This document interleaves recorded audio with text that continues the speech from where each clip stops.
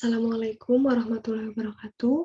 Pada kesempatan kali ini, Ibu akan membahas mengenai pasar dan klasifikasi pasar.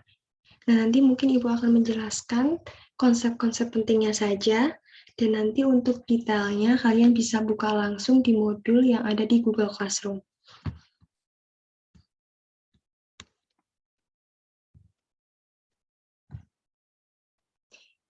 Jadi, pasar itu sebenarnya apa sih? Jadi, pasar itu awalnya bertujuan untuk memenuhi kebutuhan hidup manusia. Jadi, misalnya, Ibu adalah seorang petani, maka Ibu bisa menghasilkan makanan. Cuma kan ada kebutuhan lain, misalnya pakaian. Ibu tidak bisa menjahit, maka perlu bantuan orang lain gitu. Nah, tujuannya adanya pasar itu bagaimana supaya kebutuhan Ibu bisa terpenuhi semuanya. Nah, akhirnya pasar itu berkembang menjadi tempat atau wadah untuk tukar-menukar barang. Jadi ada transaksi jual dan beli. Biasanya kalau di pasar itu yang tradisional, konvensional itu penjual dan pembelinya ketemu. Nah, untuk saat ini itu pasar itu agak berbeda. Karena perkembangan teknologi, jadi pasar itu adalah tempat bertemunya demand atau permintaan dan supply atau penawaran. Kenapa sih Bu kok sebutannya jadi berubah bukan lagi penjual dan pembeli? Karena apa? Karena adanya teknologi, pembeli dan penjual itu tidak harus bertemu dalam suatu tempat bertemu langsung, tapi bisa juga melalui aplikasi atau secara tidak langsung. Nah, ini terlihat di gambar ya. Kalau di sebelah kiri itu zaman dulu orang kalau mau jual beli, mau tukar-menukar ke pasar, ya pasar yang penjual dan pembelinya ketemu. Tapi kalau sekarang, seperti yang kalian ketahui, kalau pernah dengar saham, itu pembelian dan penjualannya itu melalui aplikasi. Begitu juga kalau kalian sehari-hari beli all shop nih, males keluar. Ada Shopee, ada Tokopedia, Blibli, dan lain-lain. Nah, di situ adalah contoh kalau pasar itu sebenarnya intinya yang penting ketemunya demand dan supply. Orang yang meminta sama orang yang menjual itu bisa bertemu dan akhirnya terjadi pertukaran antara barang dan uang misalnya. Oke, yang selanjutnya yaitu jenis pasar. Sebenarnya jenis pasar itu ada 3. Di sini yang akan Ibu jelaskan, yang pertama, berdasarkan luas geografis, ada pasar lokal. Pasar lokal itu artinya pasarnya itu dalam skup yang sangat kecil. Jadi misalnya tingkat kecamatan, pasar Klayen, pasar Wonosari, dan lain-lain. Nah, ada pasar yang selanjutnya itu pasar regional. Itu jumlah besarnya lebih gede gitu daripada pasar lokal. Jadi memenuhi kebutuhan masyarakatnya pun lebih besar dan biasanya misalnya ada pasar induk yang satu kabupaten itu kalau mau beli bahan-bahan itu pusatnya semua lengkap ada di sana dan tengkulak-tengkulak biasanya beli di sana. Nah, itu untuk pasar regional. Nah, yang terakhir itu pasar internasional. Nah, kalau kalian pernah dengar ekspor dan impor, itu adalah contoh dari pasar internasional. Jadi hubungan antar negara penjualannya. Nah, kalau impor itu kita mendatangkan barang dari luar negeri, kita yang beli. Tapi kalau ekspor, kita yang jual. Terus yang selanjutnya yaitu berdasarkan waktu. Itu ada pasar harian, itu pasarnya itu ya adanya barangnya dan lain-lain itu ya harian, dalam satu hari habis gitu. Nah, terus yang selanjutnya ada pasar jangka pendek. Nah, itu pasarnya itu skupnya waktunya itu lebih lama dari harian, tapi kurang lebih cepat daripada pasar jangka panjang. Dan biasanya ciri-cirinya itu menjual produk, tetapi mungkin kalau mau dikembangkan pasarnya, itu hanya bisa misalnya nambah jumlah produksi atau nambah pegawai, kayak gitu. Cuma kalau bedanya sama pasar jangka panjang, dia itu bisa berkembang sangat besar. Misalnya, kalau kalian pasarnya itu tadinya produsen itu menjual ataupun produksinya itu manual. Nah, ke depannya dalam beberapa waktu kemudian yang cukup panjang itu terjadi revolusi di mana semuanya serba online. Nah, seperti itu.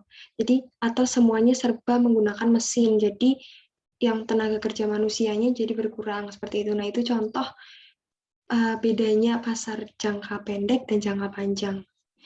Lalu, berdasarkan kegiatannya, ada pasar barang, ya menjual dan membeli barang. Kalau kalian ke Swalayan, ke Indomart, Alfamart.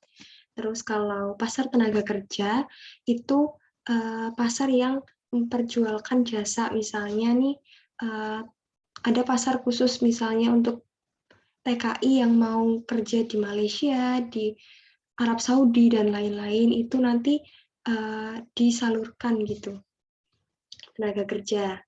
Nah, terus yang selanjutnya yaitu ada istilah pasar persaingan sempurna dan pasar persaingan tidak sempurna. Nah, perbedaan intinya ya, itu ada di slide ini. Di mana pasar persaingan tidak sempurna itu artinya penjualnya itu banyak, tapi yang penjualnya itu sedikit, tapi yang beli sangat banyak gitu. Jadi atau penjualnya itu jadi bisa jadi satu atau beberapa, tapi intinya pembelinya banyak. Nah, karena jumlahnya yang jomplang ini, saya misalnya ibu penjual satu-satunya nih di daerah ini ya, terus kalian berempat adalah konsumennya. Ibu menjual barang misalnya beras, yang itu benar-benar kalian butuhkan untuk makan kan. Nah, ibu jual mahal dong. Ibu jualnya harganya mahal gitu. Terserah ibu yang menentukan harga penjualnya. Karena kalian butuh dan cuma ibu yang bisa memberi suplainya. Itu udah mencakup dua ya penjelasannya. Banyak pembeli dan sedikit penjualnya. Terus penjualnya bisa menentukan harga. Nah, terus penjual baru sulit untuk memasuk ke pasar. Jadi karena persaingannya nggak sempurna, jadi ada banyak hal gimana caranya menghalangi produsen baru supaya masuk. Kenapa alasannya seperti itu? Misalnya, ibu merupakan penjual dan ada juga penjual lain. Bilang aja si A. Kita berdua adalah penjual di pasar itu. Tadinya kita bisa bebas menentukan harga karena semua orang butuh suplai dari kita, jadi belinya cuma bisa di kita berdua. Nah, kalau ada penjual baru, maka nanti bisa jadi harganya jadi lebih murah kan, dan ibu tidak bisa menentukan sebagai penjual, tidak bisa menentukan harganya. Nah, karena itu ibu pengen menghalangi nih supaya penjualnya itu nggak masuk, penjual baru nggak masuk gitu. Ibu dan si A, tadi penjual yang lama, itu kita janjian nih, ayo kita naikkan harga saja, kita turunkan harga saja. Jadi harganya benar-benar murah.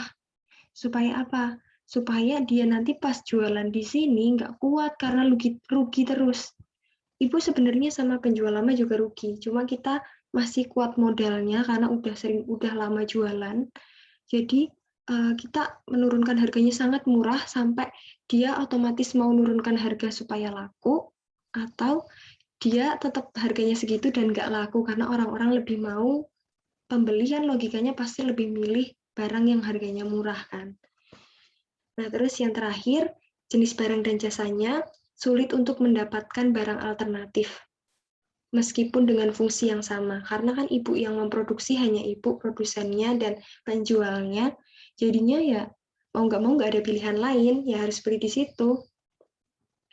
Terus bedanya, ini kebalikan, pasar persaingan sempurna. Penjual dan pembeli itu sama banyaknya. Jadinya harga itu penjual nggak bisa tuh menaikkan harga bebas terserah dia. Karena apa? Kalau dia naikkan harga terlalu tinggi, konsumennya ini, aku masih punya pilihan penjual yang lain kok, ngapain aku beli yang mahal, aku mending beli yang harganya lebih murah. Otomatis kan mau nggak mau penjualnya juga menyesuaikan. Nah, ada tawar-menawar harga ini, penjual pengennya sebenarnya harganya tinggi, pembeli pengennya yang lebih rendah, akhirnya tawar-menawar terus, sampai ketemulah harga keseimbangan yang akhirnya terjadi transaksi. Nah, itu artinya apa?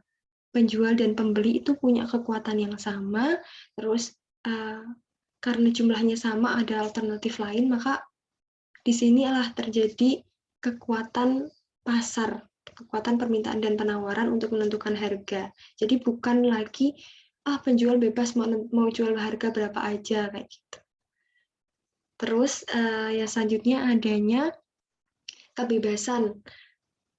kebebasan untuk produsen baru atau penjual baru yang mau masuk ke pasar. Nah, karena ini kan persaingannya sempurna ya, yang bagus gitu.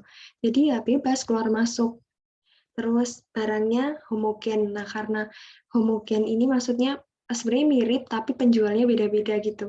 Otomatis yang membedakan nanti adalah gimana sih cara penjual itu promosi.